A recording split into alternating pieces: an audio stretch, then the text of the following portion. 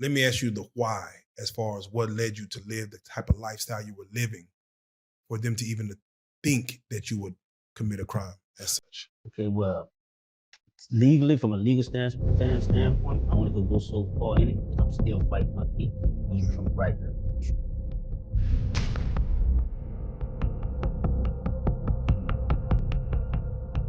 However, to just do for the audience, for the people that's listening, I want to be able to share as much as possible, as much information as possible so they could know what really could happen to you, whether you innocent or guilty. It don't matter. If they want you and they want to put a charge on you, they could get you. So I want to say this before I even go there. To all the people out there, black or white, but especially all the black men out there or black boys out there, or young men that never had a pair of handcuffs on them, that never been to prison, I salute you, bro. I salute you, because you the smart one. To be able to avoid the pitfalls of prison, but that's a hard thing to do. I had 2 brothers in Angola writing me letters telling me not to come, writing me letters, but I still put myself in a position that had me caught up, that led me to prison.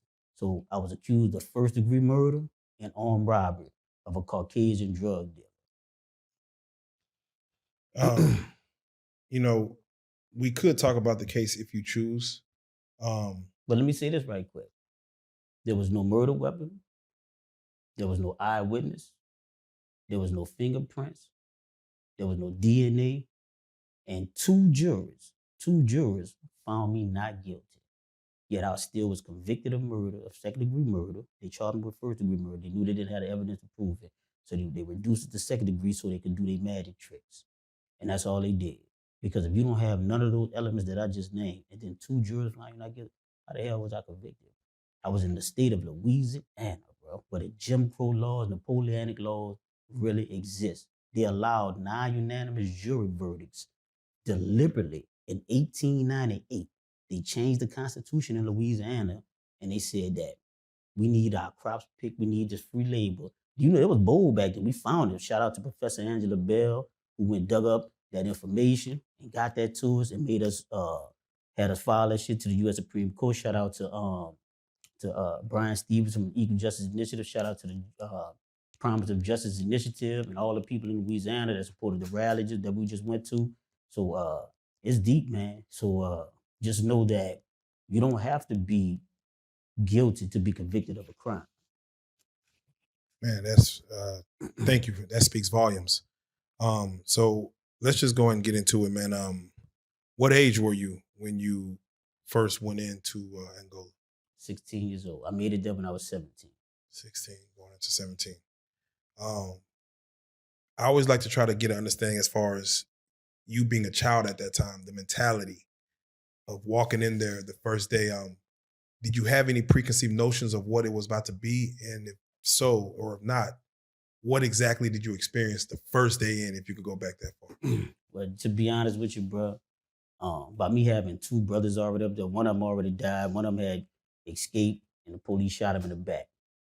So I already had a chip on my shoulder. I knew where I was going. I visited that place so many times, right? To go see my 2 brothers, same mama, same daddy brothers. I just partner brothers, a half brother, no, same mama, same dad. So all my life, I've been dealing with Angola some type of way, right? So when I first got there, I already knew because my brothers used to write me letters all the time. Man, they threw hot piss and shit on you. And when you get in the cells, bro, they dudes defecate in a cup. Or they use a shampoo bottle or something, but they could squirt it on make it like a ooze, like a machine gun. Or they'll do it in a cup, make it like a bomb. But they'll heat it up. They'll take magic shade, but they use to shade your beard or your hair. And they put that magic, and magic shade burns. If you leave magic shade on too long, it'll burn you. I don't see nobody in society using magic shade because you got all this advanced technology out here. But then that was, thing dudes use. But you got to take it off soon because it'll burn your skin. So they'll put that with the shit and piss and then get it a lighter and heat it up, cook it. And they'll put it in a bottle, something, throw it on. And then every time you try to wipe it off, all your skin just coming off. So by me having brothers up there writing me letters saying, man, I'm hearing about your way up here, man, chill out. I still kick the door down and get there, right? So I wasn't a regular 16-year-old. My mother had a lawsuit pending against the wardens in that facility for killing my brother. So I already had a target on my back the day I arrived in that place.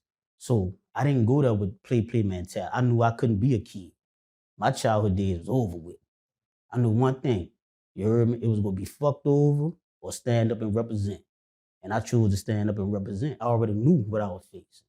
It wasn't no ifs and buts about it. So I didn't get on a tier or on a unit and just put my stuff down and make my bed or think I'm about to just be chilling. You know, I went there with foolishness on my mind. We about to get this understood out the door.